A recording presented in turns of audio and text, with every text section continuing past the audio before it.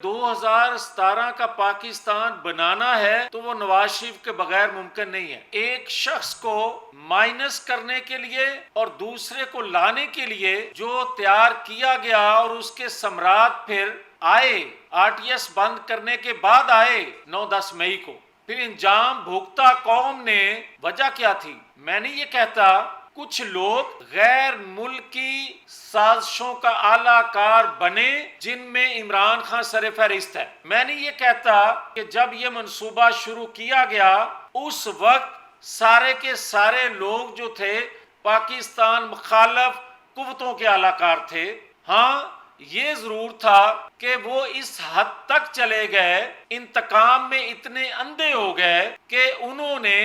پاکستان کی خیر خواہی بھی نظر انداز کر دی۔ کہ آج اگر کوئی یہ کہے کہ جناب ذوالفقار علی بھٹو اور نواز شریف کو مائنس کرنے والے آج اگر موازنہ کر رہے ہیں چیئرمین PTI نیازی گروپ کو مائنس کرنے کے حوالے سے، تو یہ موازنہ مناسب نہیں ہے۔ وہ اس لیے کہ نواز شریف کو ذوالفقار علی بھٹو کو مائنس کرنے والے کردار جو تھے وہ عالمی قوتوں کے اعلی کار تھے، سہولت کار تھے،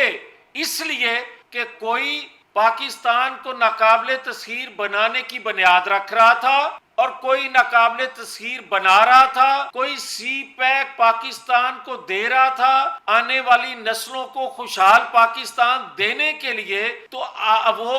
مائنس چاہتے تھے نواز شریف کو یا ذوالفقار علی بھٹو کو۔ اب یہاں بھی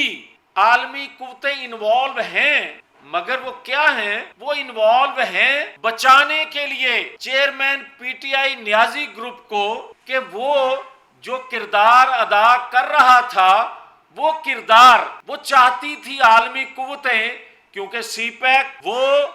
رول بیک کر رہا تھا اپنے 4 سالوں میں، وہ کشمیر کے حوالے سے پالیسی، اور وہ ایک طاقتور ادارے کو جس طرح کمزور کر رہا تھا۔ اور یہ حقیقت ہے کہ جو پرائم منسٹر جو کل کے تھے، جو 15 ماہ پرائم منسٹر رہے، 2 دفعہ انہوں نے کہا کہ پاکستان کے طاقتور ادارے اور چیف آف آرمی سٹاف کے خلاف بغاوت کے لیے منصوبہ بندی تھی جو 9-10 مئی کو پکڑی گئی۔